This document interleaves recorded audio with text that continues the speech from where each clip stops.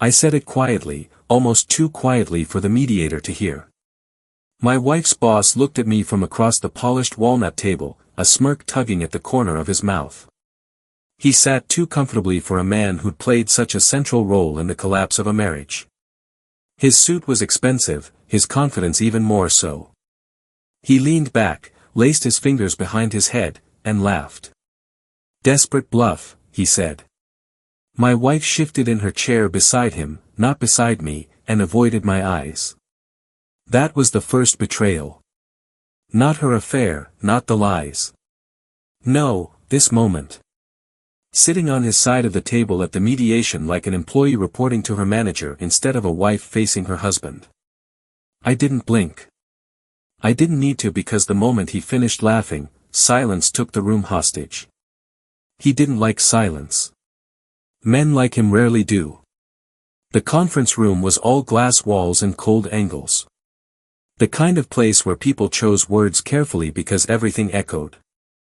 The mediator cleared his throat but didn't dare speak. Even he sensed the shift in temperature. Outside, the December rain tapped against the windows like impatient fingers. Inside, all I could hear was my heartbeat and his arrogance. My wife kept adjusting her bracelet, a gift from him, her new nervous habit. I had learned to catalog her new tells long after she stopped noticing mine. The smell of burnt coffee, the buzz of fluorescent lights, the coldness of the metal chair under my palms. Every detail felt sharpened, precise, just like me. He spoke to her more than he spoke to me. Commented on the alimony proposal as if he were the one paying it. Corrected her when she fumbled numbers. Guided her responses with subtle nods. The mediator glanced at me with an apologetic expression. I didn't need sympathy. I needed clarity. And clarity arrived when her boss put a hand on her arm. A gesture too familiar, too comfortable, too dismissive of the wedding ring still suffocating her finger. That was the moment the final strand snapped. They thought they'd humiliated me. They mistook silence for surrender. When he said, "You're lucky we're being generous," something cold locked into place inside me. A hinge, a seal, a decision. I looked at him the way a surgeon looks at a malignant tumor, detached, evaluating, already planning the extraction. He noticed. A flicker of discomfort passed through his eyes. "What?" he muttered. I leaned forward, elbows resting calmly on the table. "Your phone will ring at 3:17 p.m. exactly," I said. "You'll answer it. You'll listen for 11 seconds, and then you'll understand." The mediator froze. My wife blinked. Her boss laughed. But I had already moved on. People think revenge is chaos.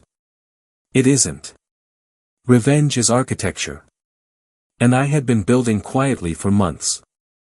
After discovering the affair, I didn't yell, didn't confront, didn't collapse.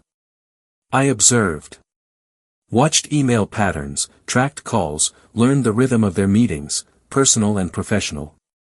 He was a man who used company resources for private indulgences, company funds, company time, company devices. Nothing illegal enough for prison, but enough to cost him something men like him value more. Power. I collected everything. And when I had what I needed, I made one call to the one person he couldn't charm, bribe, or intimidate, his company's chief compliance officer, a woman who'd been waiting for someone to hand her the thread that could unravel him. I didn't ask her to call him. I simply sent her the timeline. She chose the rest. In the days leading up to mediation, I stayed silent. Watched her boss grow bolder, watched my wife grow careless, watched everything align. He strutted into the mediation room as if he owned it. At 3:16 p.m., he checked his watch with that smug grin. "You can stop posturing," he said. "It's pathetic." I didn't reply. Silence is a language, and he never learned it. At 3:17 p.m., his phone rang. Not a second early, not a second late. He smirked, answered, still playing the role of untouchable man. "Hello." The smirk vanished. His eyes. widened, the color draining from his face like a tide pulling back from shore. Compliance officers don't waste time on pleasantries. They don't give warnings. They deliver verdicts. 11 seconds. That's all it took to dismantle the empire he'd built on inappropriate favors, unreported expenditures, and an HR trail of misunderstandings. He hung up slowly, as if his fingers suddenly weighed too much. Then he looked at me for the first time, not as a man mocking another, but as someone realizing they just stepped into a trap engineered specifically for them. Who are you? He whispered. I smiled. Just once. He tried to speak again, but the mediator's phone buzzed. Then my wife's, then mine. Company announcement. Effective immediately, his name had been placed on administrative leave pending investigation. He stared at my wife, looking for support, for loyalty. But she was already shrinking away from him, sensing the fall, calculating her own survival. He was alone, exactly where I wanted him.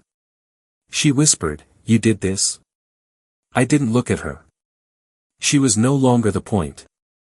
As the mediator ended the session early, her boss slumped in his chair, breathing like a man learning oxygen isn't guaranteed.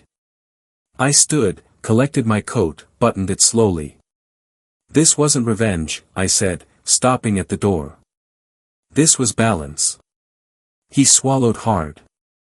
Respect, I added quietly, is paid one way or another. Then I left him in that glass room, surrounded by reflections of a man who'd finally seen himself clearly. And none of them were smirking.